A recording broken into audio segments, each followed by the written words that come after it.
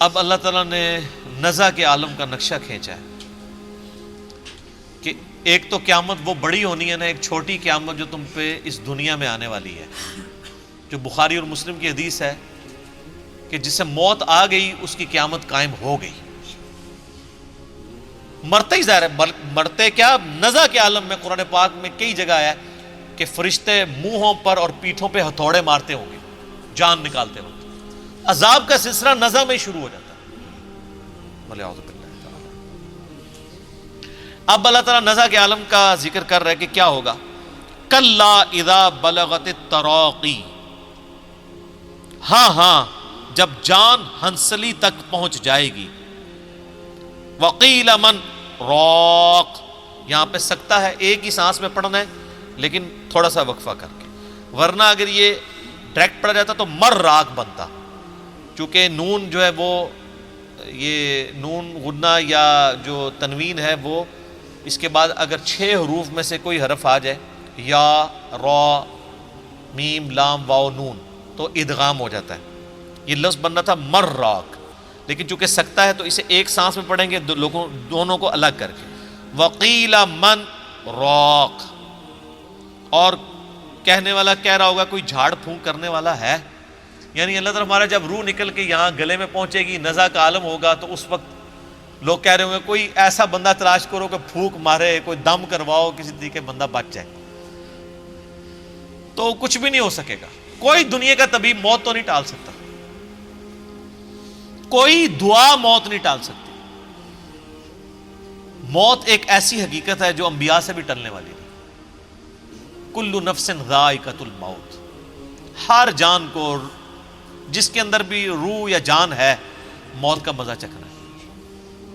بخاری مسلم میں حدیث ہے، اما عائشہ کہتی ہیں کہ نبی علیہ السلام اپنے صحت کے دنوں میں کہا کرتے تھے کہ اللہ تعالیٰ کسی نبی کو اس وقت تک موت نہیں دیتا جب تک کہ اسے جنت دکھا نہ دے، اور پھر اسے اختیار دیتا ہے کہ چاہے وہ دنیا میں رہے چاہے اللہ کی طرف جانے کو اختیار کرے۔ تو کہتے ہیں میں یہ اکثر حدیث سنتی تھی، اور جب آپ علیہ السلام پہ نزع کا عالم طاری ہوا تو آپ علیہ السلام بار بار یوں نگاہ اوپر اٹھاتے تھے، تو مجھے لگا کہ یہ وہ وقت ہے کہ نبی علیہ السلام کو یہ آفر کی جا رہی ہے۔ بلکہ اس سے پہلے ہی بخاری میں آتا ہے کہ نبی علیہ السلام نے ایک دن یعنی خطبہ دیا، اس میں آپ علیہ السلام نے وہ سورت پڑھی، اذا جاء نصر اللہ والفتح ورأیت الناس يدخلون فی دین اللہ افواجا۔ یہ آپ نے پڑھ کے آپ نے فرمایا اللہ تعالیٰ نے ایک بندے کو اختیار دیا تھا ایک جنرل بات کی، XYZ، کہ چاہے تو اس دنیا میں رہے اور چاہے اللہ کے پاس چلا جائے، تو اس نے اپنے رب کو اڈاپٹ کیا۔ تو صحابہ کرام کہتے ہیں کہ ہم لوگوں نے تو اس تقریر کو حضور کی کیجول لیا، لیکن سیدنا ابوبکر نے رونا شروع کر دیا۔ تو صحابہ کہتے ہیں ہم دل میں سوچ لگے کہ اس بوڑھے کو کیا ہوا ہے، حضور نے کون سی ایسی بات کی ہے، لیکن سیدنا ابوبکر بہت سمجھدار تھے، انہیں بات سمجھ آ گئی تھی کہ نبی علیہ السلام اپنی بات کر رہے ہیں، اب آپ زیادہ عرصہ میں نہیں رہیں گے۔ تو اللہ تعالیٰ ماتا ہے کہ جب یہ موت کا وقت آتا ہے نا تو لوگ پھر جھاڑ پھونک والے کو بھی تلاش کرتے ہیں، تو موت جس پہ طاری ہو رہی ہوتی ہے اس کی کیفیت کیا ہوتی ہے، وَظَنَّ أَنَّهُ الْفِرَاقُ، اسے سمجھ آ جاتی ہے کہ بس اب آ پہنچی ہے جدائی کی گھڑی، ہائے ہائے ہائے، اسے پتہ چل جاتا ہے کہ بھائی اب کام ختم، اب ریورس نہیں لگنا۔ اور یہی وہ لمحہ ہے جس کے بارے میں جامعہ ترمذی میں حدیث ہے کہ موت کے غرغرے سے پہلے پہلے توبہ قبول ہے۔ جب موت کا غرہ آتا ہے تو پھر نظر آ جاتا ہے نا، جنتیوں کو جنتی فرشتے نظر آ جاتے ہیں۔ میرا آپ لیکچر سنیں نا عذاب قبر کے اوپر، مسئلہ 117A اور B، 117A میں نے 10 آیات سے عذاب قبر ثابت کیا، اور 117B میں 17 حدیث بخاری مسلم سے پیش کی ہیں، کچھ ابو داؤد ترمذی سے، جس میں نے ایک نیک بندے کی جب روح نکلنے لگتی ہے اس کے ساتھ کیا معاملات ہوتے ہیں، اور ایک برے بندے کی روح، تو اس میں آپ حدیث میں دیکھیں تو وہ لوگوں کو نظر آ جاتا ہے کہ اب ہمارے ساتھ کیا معاملہ ہونے والا ہے۔ تو اسے تو گمان ہو جاتا ہے کہ میری آخری گھڑی آ پہنچی۔ وَالْتَفَّتِ السَّاقُ بِالسَّاقِ، اور پنڈلی پنڈلی سے جڑ جاتی ہے۔ آپ پتہ ہے یہ جو روح نکلتی ہے نا، یہ پاؤں کی طرف سے نکلتی ہے، یوں نکل کے یوں جاتی ہے، اور جب وہ ایگزیکٹ کیفیت طاری ہوتی ہے، جن لوگوں نے یہ آبزرویشن کی ہوئی ہے نا، کئی لوگ ہمارے بھی جاننے والوں میں، کہ وہ نزع کے وقت جب روح نکل رہی ہوتی ہے اس وقت وہ یعنی اس مردے کے پاس موجود ہوں ایگزیکٹ اس وقت میں، وہ جو کیفیت طاری ہوتی ہے وہ بالکل اسی طریقے سے ہوتی ہے کہ ایسے ٹانگوں جو ہیں وہ انسان کی ایسے جڑ جاتی ہیں، پنڈلی سے پنڈلی مل جاتی ہے ایسے، اور پھر یوں نکلتی ہے روح۔ ظاہر ہے وہ روح نکلنا تو پھر جناب بڑا مشکل کام ہے۔ تو میں نے بتایا نا کہ وہ روح جب ایسے نکلتی ہے، جو فاسق کی روح تو پھر ایسے نکلتی ہے، سنن نسائی میں ابو داؤد میں حدیث ہے کہ گویا کوئی شخص جو ہے وہ کانٹے والی چیز روئی میں داخل کر کے اس کو کھینچے، تو وہ کس طریقے سے ایک تار تار ہوتا ہے انسان۔ اللہ تعالیٰ موت کی سختیاں آسان فرمائے۔ پنڈلی سے پنڈلی جڑ جائے گی۔ الی ربک یومئذ المساق، اب تمہارے رب کی طرف کوچ کا وقت آ چکا، یعنی اللہ تعالیٰ فرماتا ہے جب یہ حالت ہوگی تو انسان کو پتہ چل جائے گا اب میں اپنے رب کے حضور پیش ہوں گا۔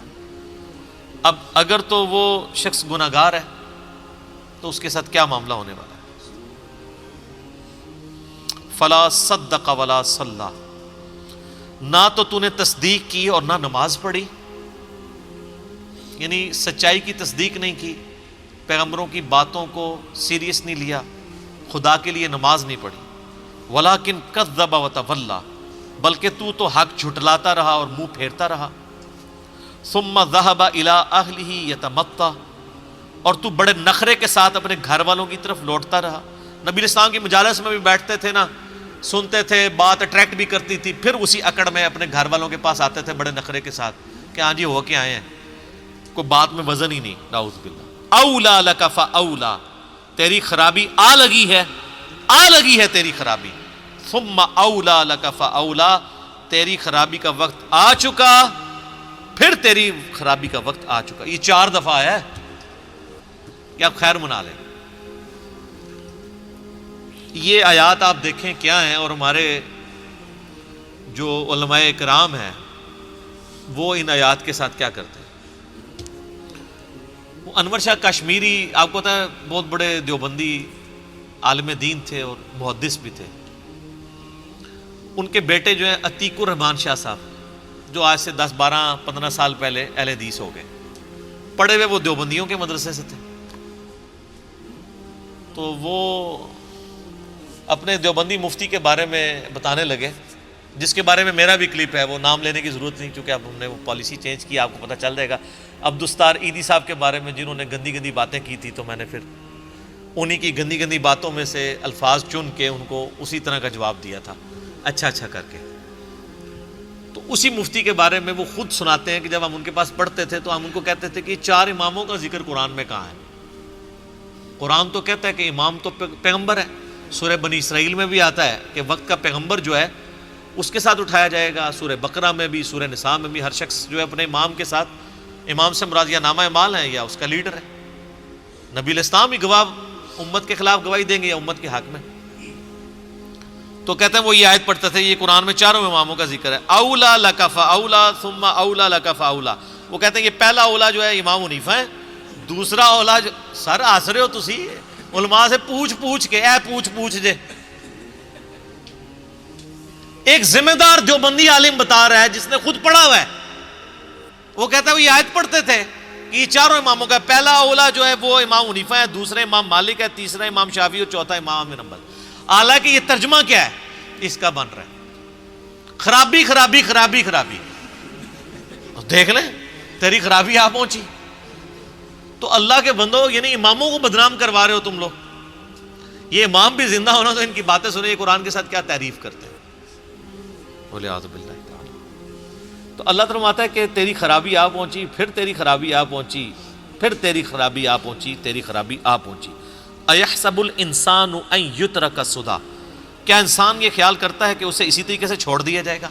یعنی اللہ تعالیٰ نے بنا کے چھوڑ دیا ہے، یہ شتر بے مہار ہے، اس کو اللہ تعالیٰ نے اپنی مرضی پہ چھوڑ دیا، اس کو کوئی پوچھنے والا نہیں ہے۔ افحسبتم انما خلقناکم عبثا، کیا تو نے یہ گمان کیا کہ ہم نے تجھے فضولی پیدا کر دیا اور تجھے لوٹ کے ہماری طرف نہیں آنا؟ یہ وہی چیز ہے۔